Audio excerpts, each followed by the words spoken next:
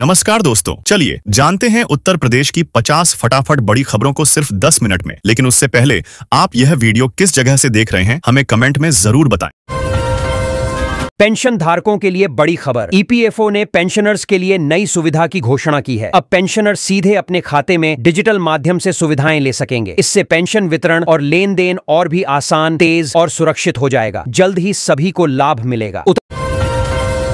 उत्तर प्रदेश में समर्थ उत्तर प्रदेश 2047 महाअभियान को जबरदस्त जन समर्थन मिल रहा है। अब तक जनता ने 45 लाख से ज्यादा फीडबैक भेजे हैं। लोगों की सक्रिय भागीदारी और सुझाव इस अभियान को नई ऊंचाइयों तक ले जा रहे हैं, जिससे प्रदेश की विकास योजनाओं में जनमत की अहम भूमिका सुनिश्चित हो रही है। धनतेरस से दीपावली तक 3 दिन उत्तर प्रदेश में यातायात व्यवस्था बदली रहेगी। इस दौरान कई मुख्य मार्गों पर ट्रैफिक डायवर्जन लागू होंगे। वाहन चालकों को जाम और भीड़ से बचने के लिए निर्दिष्ट वैकल्पिक रास्तों का पालन करना जरूरी होगा। प्रशासन ने सुरक्षा और सुगम आवाजाही सुनिश्चित करने के लिए विशेष इंतजाम किए हैं। सीएम योगी ने कहा कि राम मंदिर सनातनियों के गौरव का प्रतीक है। उन्होंने बताया कि दीपोत्सव के माध्यम से यह संकल्प साकार हुआ। यह मंदिर न केवल धार्मिक श्रद्धा का केंद्र है, बल्कि संस्कृति और परंपरा की भी पहचान है, जो प्रदेश और देशवासियों के लिए गर्व का विषय बन रहा है। अयोध्या दीपोत्सव में मिट्टी गोबर के इको दीप और सौर ऊर्जा से संचालित लेजर शो ने पर्यावरण के प्रति जागरूकता दिखाई। यह आयोजन न केवल धार्मिक भव्यता प्रस्तुत करता है, बल्कि नए भारत की नई अयोध्या के रूप में आधुनिकता और पारंपरिक संस्कृति का प्रतीक बन गया। योगी सरकार के नेतृत्व में अयोध्या दीपोत्सव की तैयारियां जोरों पर हैं। आयोजन में अवध विश्वविद्यालय के हजारों वॉलंटियर्स ने भाग लेकर व्यवस्थाओं को सुचारू बनाने में मदद की। यह दीपोत्सव न केवल भव्य धार्मिक उत्सव है, बल्कि युवा सहभागिता और सामूहिक प्रयास का प्रतीक भी बन रहा है। अयोध्या दीपोत्सव में पहली बार एआई कैमरों का इस्तेमाल किया गया है। इससे भीड़ नियंत्रण और सुरक्षा व्यवस्थाएं स्मार्ट बनेंगी। आधुनिक तकनीक के इस प्रयोग से आयोजक तुरंत निगरानी और आपात स्थिति का पता लगा सकेंगे, जिससे सुरक्षा में सुधार और दर्शकों के अनुभव को सुरक्षित बनाने में मदद मिलेगी। योगी सरकार के सख्त कानून व्यवस्था अभियान के तहत अपराधियों की खैर नहीं। पिछले 20 दिनों में 256 अपराधियों को ढेर किया गया, जिसमें मेरठ जोन सबसे आगे रहा। यह कार्रवाई जनता की सुरक्षा और अपराधियों पर कड़ा संदेश देने का प्रतीक है। दीपावली और छठ पर्व को ध्यान में रखते हुए योगी सरकार ने यात्रा को सुगम बनाने के लिए दिल्ली पूर्वांचल समेत कई प्रमुख रूटों पर अतिरिक्त बस सेवाओं की व्यवस्था की है। यात्रियों की भीड़ को देखते हुए ये विशेष बसें समय पर और सुरक्षित यात्रा सुनिश्चित करेंगी, ताकि त्योहारों में यात्रा में परेशानी न हो। दीपावली के अवसर पर योगी सरकार ने महिलाओं को महंगाई से राहत देने के लिए खास तोहफा दिया है। इस योजना के तहत उन्हें सीधे बैंक खाते में आर्थिक सहायता मिलेगी, जिससे त्योहारों में जरूरी खर्चों में मदद होगी। सरकार का यह कदम महिलाओं के जीवन स्तर में सुधार और समर्थन को सुनिश्चित करता है।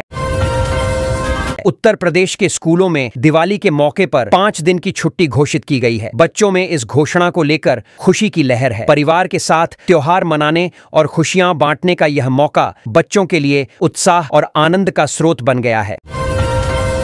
सीएम योगी के नेतृत्व में उत्तर प्रदेश कई क्षेत्रों में तेजी से प्रगति कर रहा है और देश का नंबर 1 राज्य बनता जा रहा है। विशेष रूप से विकास परियोजनाओं, निवेश आकर्षण, आधारभूत सुविधाओं और सामाजिक कल्याण योजनाओं में प्रदेश ने अन्य राज्यों से आगे बढ़कर मॉडल साबित किया है। डिजिटल युग में उत्तर प्रदेश ने तेजी से कदम बढ़ाया है। योगी सरकार प्रदेश को नया आईटी हब बनाने की दिशा में काम कर रही है। इससे रोजगार के अवसर बढ़ेंगे, स्टार्टअप्स को बढ़ावा मिलेगा और प्रदेश तकनीकी रूप से मजबूत बनकर डिजिटल इंडिया के लक्ष्यों में अहम योगदान देगा। अयोध्या में दीपोत्सव की तैयारियां जोरों पर हैं। शहर के हर कोने में रामकथा की झलक नजर आ रही है। घोड़ों और रंगीन सजावट के बीच मंदिरों और घाटों पर लाखों दियों की रोशनी जगमगा रही है। श्रद्धालु भव्य कार्यक्रमों और भजन कीर्तन में हिस्सा ले रहे हैं। बरेली में प्रशासन ने बुलडोजर कार्रवाई कर हिंसा के आरोपी डॉक्टर नफीस के बैंक्वेट हॉल को ध्वस्त कर दिया। यह कार्रवाई कानून के तहत की गई और स्थानीय सुरक्षा बलों की निगरानी में संपन्न हुई। इलाके में व्यवस्था बनाए रखने के लिए अतिरिक्त सुरक्षा भी तैनात की गई। बरेली में सुरक्षा व्यवस्था कड़ी कर दी गई है। शहर के चप्पे चप्पे पर नजर रखी जा रही है। इंटरनेट सेवा अस्थायी रूप से बंद कर दी गई है और ड्रोन के माध्यम से निगरानी बढ़ाई गई है। प्रशासन ने किसी भी अप्रिय घटना को रोकने के लिए सतर्कता बढ़ा दी है। सीएम योगी ने गरबा डांडिया आयोजनों को लेकर चेतावनी दी है। उन्होंने कहा कि यदि किसी कार्यक्रम में अराजक तत्व घुसने की कोशिश करेंगे तो उसके खात्मे में किसी तरह की डील नहीं बरती जाएगी। प्रशासन को सतर्क रहने और कानून व्यवस्था बनाए रखने के निर्देश दिए गए हैं। यूपी सरकार ने बड़ा फैसला लेते हुए 2017 से 2021 तक के सभी गैर कर ई चालान बंद करने का ऐलान किया है। इसका मकसद पुराने बकाया मामलों को समाप्त करना और नागरिकों को राहत देना है। अब इन पुराने ई चालानों के कारण कोई जुर्माना या नोटिस नहीं जारी किया जाएगा। यूपी सरकार ने आंगनवाड़ी सेविकाओं के लिए सशक्तिकरण कदम उठाया है। अब उन्हें स्मार्टफोन के साथ साथ बढ़ा हुआ मानधन मिलेगा। यह फैसला उनके कार्य को आसान बनाने और वित्तीय सुरक्षा बढ़ाने के लिए लिया गया है। सरकार ने सेविकाओं की स्थिति सुधारने और सम्मान बढ़ाने पर जोर दिया है। ग्रेटर नोएडा में एशिया के सबसे बड़े ट्रेड शो का आयोजन किया जा रहा है। इसका भव्य उद्घाटन प्रधानमंत्री मोदी करेंगे। यह शो व्यापार, तकनीक और नवाचार का केंद्र बनेगा, जिसमें देश विदेश के उद्योगपति और निवेशक भाग लेंगे। आयोजन से क्षेत्र में आर्थिक गतिविधियों को मजबूती मिलेगी। दिवाली से पहले मुख्यमंत्री योगी आदित्यनाथ ने उत्तर प्रदेश के कर्मचारियों और पेंशनरों के लिए बड़ा तोहफा दिया है। राज्य के 28 लाख कर्मचारियों और पेंशनरों का महंगाई भत्ता बढ़ा दिया गया है। इससे उनकी आमदनी में वृद्धि होगी और त्योहारी खर्चों में राहत मिलेगी। राज्य विद्युत उपभोक्ता परिषद ने बिजली कनेक्शन की बढ़ती दरों का विरोध किया है। परिषद ने कहा कि उच्च शुल्क आम जनता और छोटे व्यवसायियों के लिए बोझ बढ़ाएगा। इस कदम को सरकार के लिए चुनौतीपूर्ण बताया गया है, क्योंकि उपभोक्ताओं की नाराजगी और वित्तीय दबाव के बीच संतुलन बनाना जरूरी है। गाजियाबाद के महागुणपुरम सोसाइटी में दूषित पानी पीने से 100 से अधिक लोग बीमार हो गए। लोगों में पेट दर्द, उल्टी और दस्त जैसी शिकायतें बढ़ गई हैं। स्वास्थ्य विभाग ने जांच शुरू कर दी है और प्रभावितों को इलाज के लिए अस्पताल भेजा गया है। सोसाइटी में पानी की आपूर्ति तुरंत सुरक्षित करने के निर्देश दिए गए हैं। बिहार विधानसभा चुनाव को लेकर बसपा ने 40 स्टार प्रचारकों की सूची जारी की है। इसमें पार्टी ने कई प्रभावशाली नेताओं को शामिल किया, लेकिन किसी बड़े नेता का नाम डिलिबरेटली सूची में नहीं रखा गया। पार्टी ने इसका संकेत दिया है कि चुनाव रणनीति और उम्मीदवारों के प्रचार को लेकर यह कदम लिया गया है। अमेठी की सड़क विकास परियोजना के लिए 1 करोड़ रुपए स्वीकृत किए गए हैं। अहोरवा भवना हैदरगढ़ रोड से बिखरा बॉर्डर तक नई सीसी रोड बनाई जाएगी। इससे आवागमन सुगम होगा और क्षेत्र के ग्रामीण इलाकों का विकास तेज होगा। निर्माण कार्य जल्द शुरू करने के निर्देश दिए गए हैं। दीपावली और छठ पर्व के मौके पर गोरखपुर से साबरमती और श्री गंगानगर के लिए पूजा स्पेशल ट्रेनें चलाई जाएंगी। यह सुविधा पूर्वांचल और बिहार के यात्रियों के लिए राहत होगी। यात्री घर आसानी से पहुंच सकेंगे और पर्व के दौरान यात्रा सुरक्षित और सुविधाजनक बनेगी। उत्तर प्रदेश की महिलाओं के लिए बड़ी खुशखबरी। सरकार ने उज्ज्वला योजना के तहत 1 करोड़ 86 लाख महिलाओं को फ्री एलपीजी गैस सिलेंडर देने का फैसला किया है। इससे रसोई में खाना बनाने की सुविधा बढ़ेगी और घरेलू ऊर्जा सुरक्षा सुनिश्चित होगी। योजना से परिवारों की आर्थिक मदद भी होगी। प्रधानमंत्री नरेंद्र मोदी आज आंध्र प्रदेश का दौरा करेंगे, जहां वे कुल 13,430 करोड़ रुपए की विकास परियोजनाओं का शिलान्यास और उद्घाटन करेंगे। इन परियोजनाओं में सड़क, ऊर्जा, उद्योग और बुनियादी ढांचे से जुड़े महत्वपूर्ण कार्यक्रम शामिल हैं, जो राज्य के समग्र विकास को बढ़ावा देंगे। आज गोरखपुर के कुछ इलाकों में निर्धारित मेंटेनेंस के कारण बिजली गुल रहेगी। प्रभावित क्षेत्रों में विद्युत विभाग ने समय सूची जारी की है। नागरिकों से अनुरोध है कि वे जरूरी काम जल्दी निपटा लें और विद्युत उपकरणों की सुरक्षा सुनिश्चित करें। उत्तर प्रदेश में बिजली ट्रिपिंग की लगातार शिकायतों के बाद पावर कारपोरेशन सख्त हो गया है। अध्यक्ष आशीष गोयल ने अधिकारियों को स्पष्ट चेतावनी दी है कि उपभोक्ताओं की परेशानियों को नजरअंदाज किया गया तो कड़ी कार्रवाई होगी। सभी विभागों को समय पर समस्या का समाधान सुनिश्चित करने के निर्देश दिए गए हैं। उत्तर प्रदेश में योगी सरकार ने होमगार्ड भर्ती के नियमों में बदलाव किया है। अब कुछ विशेष वर्ग के लोग इस भर्ती के लिए आवेदन नहीं कर पाएंगे। सरकार ने सुरक्षा और कार्यकुशलता को ध्यान में रखते हुए नए दिशा निर्देश जारी किए हैं, जिससे पात्रता और चयन प्रक्रिया प्रभावित होगी। उत्तर प्रदेश में 15,000 पदों पर भर्ती की घोषणा हुई है, जिसमें चौकीदार से लेकर सचिव तक के पद शामिल हैं। अब चयन प्रक्रिया जिला स्तर पर ही होगी। सरकार ने नियमों में बदलाव किया है ताकि भर्ती प्रक्रिया अधिक पारदर्शी और त्वरित हो सके, जिससे स्थानीय उम्मीदवारों को लाभ मिलेगा। प्रयागराज में माघ मेला महाकुंभ के बजट से सजेगा। शासन ने इसके लिए 42 करोड़ रुपए जारी किए हैं, जबकि कुल बजट की मांग 120 करोड़ रुपए थी। इससे मेला आयोजन की तैयारी सुचारू रूप से होगी और श्रद्धालुओं के लिए सुविधाओं में सुधार संभव होगा। धनतेरस से पहले आगरा में ट्रैफिक को सुचारू रखने के लिए नई यातायात व्यवस्था लागू की गई है। भीड़ भाड़ वाले मार्गों पर नियंत्रण के लिए रूट बदले गए हैं। जाम से बचने के लिए लोगों को सुझाए गए रास्तों का उपयोग करना चाहिए। शहर में पार्किंग की विशेष सुविधाएं भी उपलब्ध हैं। उज्ज्वला योजना के लाभार्थियों के लिए बड़ी खुशखबरी है। अब सरकार उन्हें फ्री रसोई गैस की सुविधा के साथ 1,830 रुपए की सहायता राशि भी देगी। इससे गरीब परिवारों की आर्थिक मदद होगी और घरों में स्वच्छ ईंधन का उपयोग बढ़ेगा। योजना का लाभ जल्द प्राप्त करें। चांदी की कीमतों में ऐतिहासिक उछाल देखा गया है, जो धनतेरस के मौके पर बाजार में भारी हलचल का कारण बना। निवेशक और खरीदार तेजी से चांदी खरीदने में जुटे हैं। बाजार विशेषज्ञ इसे उपभोक्ता मांग और वैश्विक धातु मूल्यों में वृद्धि का परिणाम बता रहे हैं। गोरखपुर जंक्शन के होल्डिंग एरिया में अब आसानी से मिल सकेगा जनरल टिकट, जिससे यात्रियों को बड़ी राहत मिलेगी। भीड़ और लंबी कतारों से बचाव होगा और यात्रा की योजना और सहज तरीके से बन सकेगी। यह सुविधा यात्रियों के लिए समय और प्रयास दोनों की बचत करेगी। गाजियाबाद में हरनंदीपुरम क्षेत्र में नए आवासीय प्रोजेक्ट के तहत आशियाना बसाने का सुनहरा अवसर सामने आया है। योजना के तहत जमीन खरीद प्रक्रिया में तेजी लाई जाएगी, जिससे निवेशक और नए घर बनाने वाले लाभ उठा सकेंगे। स्थानीय प्रशासन ने जमीन रिकॉर्ड और खरीद नियमों को सरल बनाने के कदम उठाए हैं। बिजली उपभोक्ताओं के हित में बड़े शहरों में प्रशासनिक ढांचे में बदलाव किया जाएगा। पश्चिमांचल के 4 क्षेत्रों में नई रूपरेखा तैयार की गई है। इसका उद्देश्य बिजली वितरण, शिकायत निवारण और उपभोक्ता सेवा को और बेहतर बनाना है, ताकि तेजी से और पारदर्शी सुविधाएं मिल सके। उत्तर प्रदेश में दिवाली से पहले फ्री गैस सिलेंडर का लाभ मिलेगा। इस योजना के तहत जिले के लगभग 2,50,000 उपभोक्ताओं को मुफ्त गैस सिलेंडर उपलब्ध कराए जाएंगे, जिससे रसोई गैस की आर्थिक में कमी आएगी और त्योहार पर लोगों की सुविधा सुनिश्चित होगी। कन्नौज की 474 ग्राम पंचायतों में अमृत सरोवर योजना के तहत तालाबों का विकास किया जाएगा। कुल 185 तालाबों में कार्य चल रहा है। यह योजना जल संरक्षण, ग्रामीण विकास और पर्यावरण सुधार के उद्देश्य से लागू की जा रही है। ग्रामीण क्षेत्रों में जल संसाधन मजबूत होंगे। गाजीपुर में पुलिस ने मेमू पैसेंजर ट्रेन से 22.470 लीटर अवैध शराब बरामद की। इस मामले में 4 लोगों को गिरफ्तार किया गया है। कार्रवाई से शराब तस्करी और अवैध व्यापार पर कड़ी रोक लगाने का प्रयास किया गया है। दरवाजे के सामने खड़ी बोलेरो कार के शीशे तोड़े गए। यह वारदात बाइक सवार बदमाशों ने अंजाम दी। पूरा घटना सीसीटीवी कैमरे में कैद हो गया है, जिससे पुलिस जांच में मदद मिलेगी और अपराधियों की पहचान की जा सकेगी।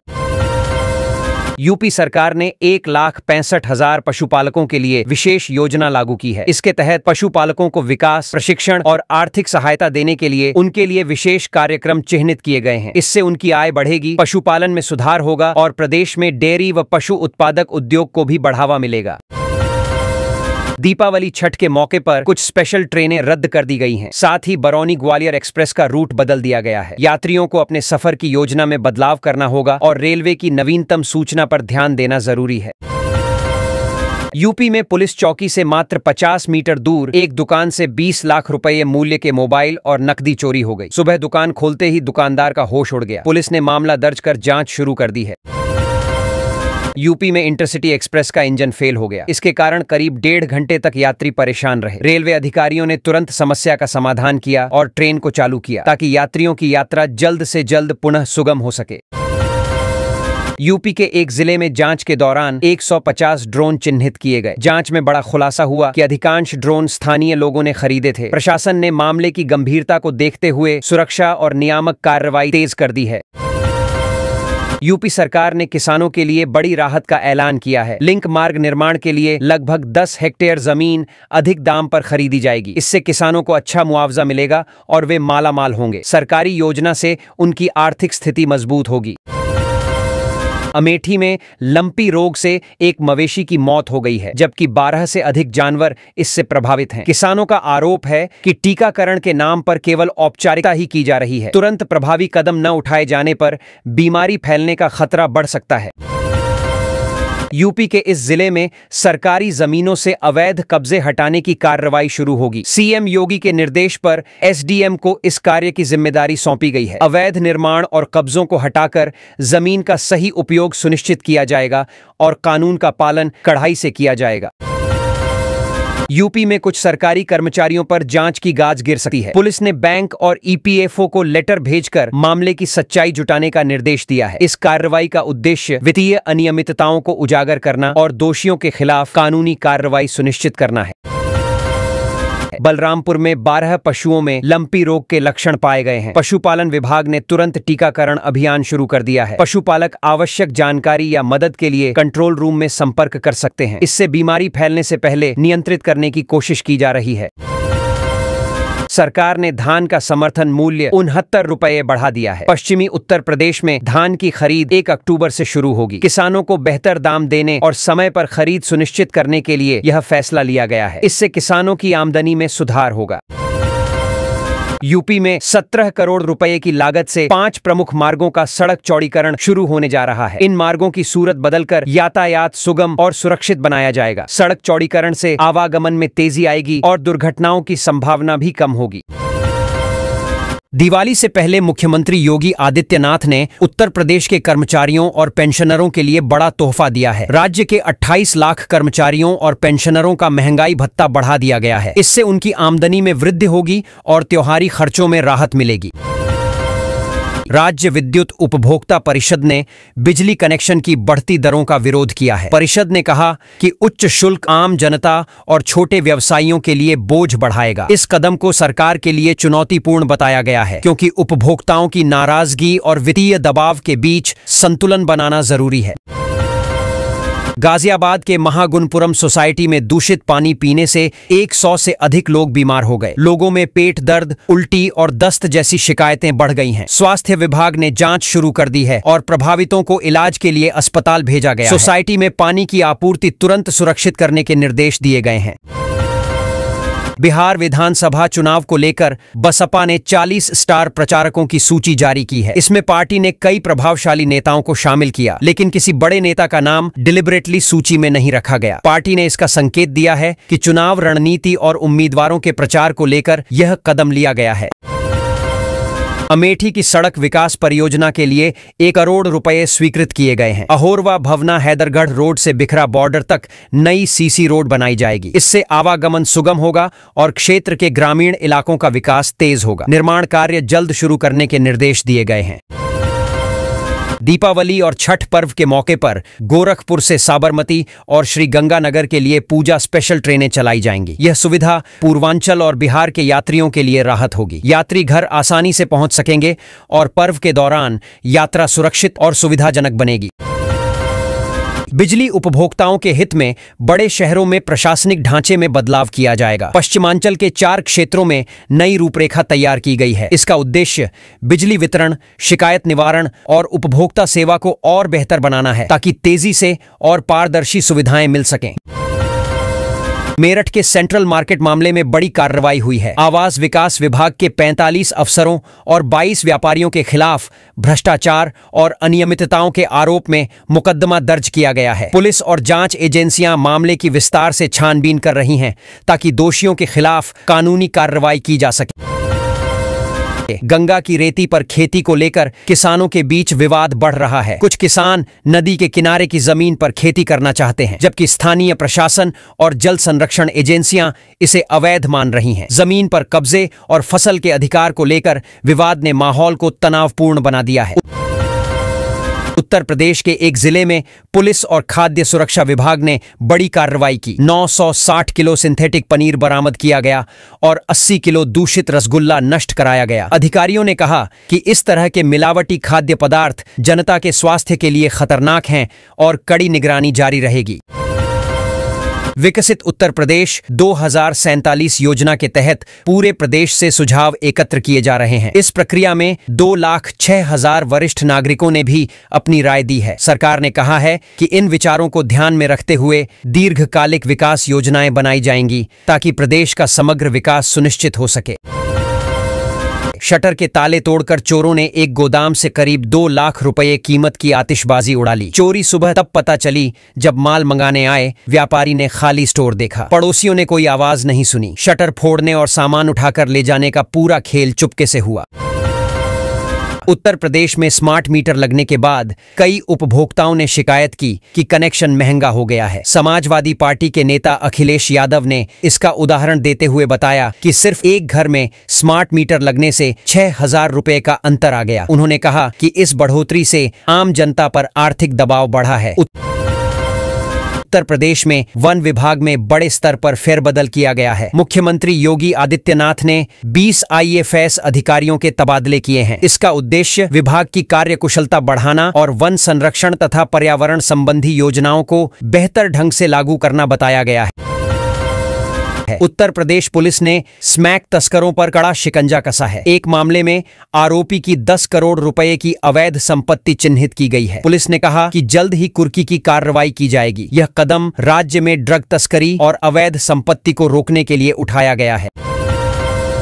उत्तर प्रदेश सरकार ने 4 कंपनियों को कुल 61 करोड़ 96 लाख रुपए की प्रोत्साहन राशि देने की मंजूरी दी है। मुख्य सचिव ने इस योजना को स्वीकृति दी है। इससे कंपनियों को निवेश और उत्पादन बढ़ाने में मदद मिलेगी और राज्य में औद्योगिक विकास को बढ़ावा मिलेगा।